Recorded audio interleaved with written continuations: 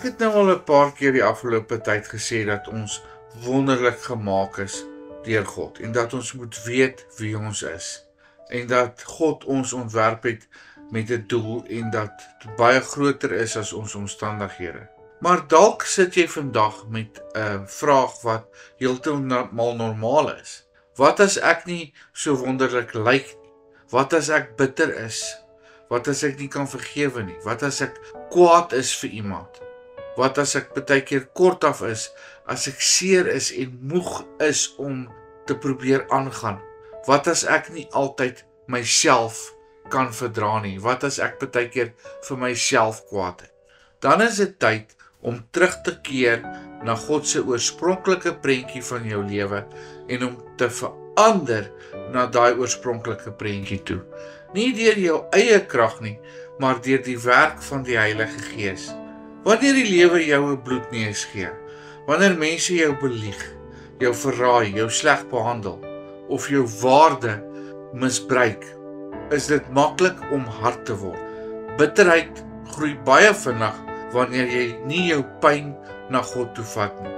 Maar God roep jou na 'n ander pad, 'n beter pad, 'n pad van genesing, 'n pad van oorwinning. Ons lees in Hebreërs 12 vers 14 en 15: Jaag die vrede na met alle mense en die heiligmaking waarsonder niemand die Here sal sien nie. En kyk daarop toe dat niemand die genade van God mis nie, dat daar nie 'n wortel van bitterheid opskiet en onrus veroorsaak en baie daardeur besmet word. God weet presies wat met jou gebeur het. Hy weet hoe diep die wonde sit en hy vra nie dat jy moet voorgee dit was nie seer nie. Vergifnis is nie ontkenning dat jy verkeerd behandel is nie. Dit is vrymaking. Dit maak jou vry van dit wat jou kan vashou in die toekoms. Dit is om iemand uit jou greep te laat gaan en hulle in God se hande plaas. Dit is die pad na jou eie vrede.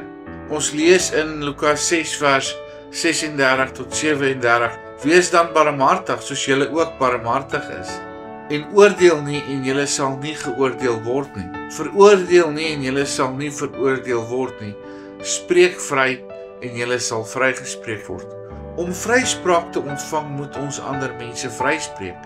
Moet ons hulle in God se hande sit.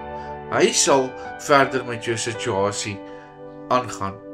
Wanneer jy kies om te vergewe, al is dit stadig, al is dit deur trane en deur seer, al voel dit onmoontlik, dan begin iets binne in jou beweeg.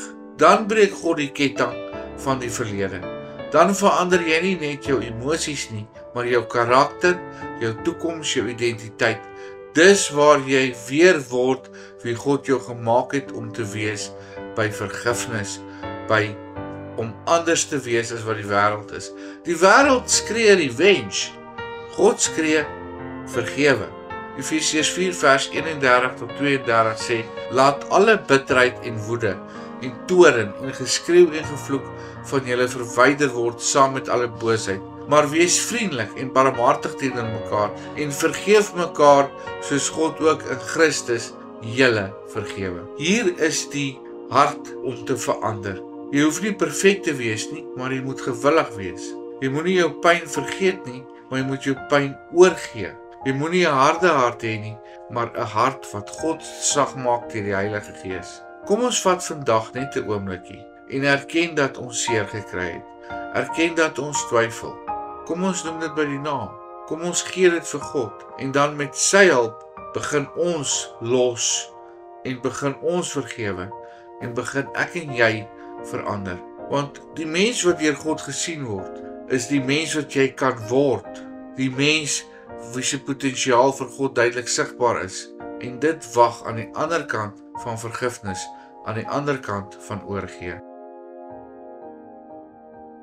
Hemelse Vader, ons kom vandag na U toe en ons kom vra, help ons om die mens te wees wat U sien.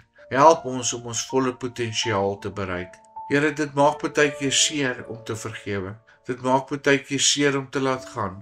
Maar ons kom gee daai seer en daai onsekerheid nou oor in die hande en ons vra vir U om ons sterk te maak. Ons vra vir U om ons die mense te maak wat U raak sien. Die mens met sy volle potensiaal.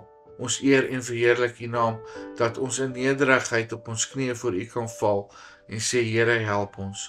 Ons eer en verheerlik U naam. Amen.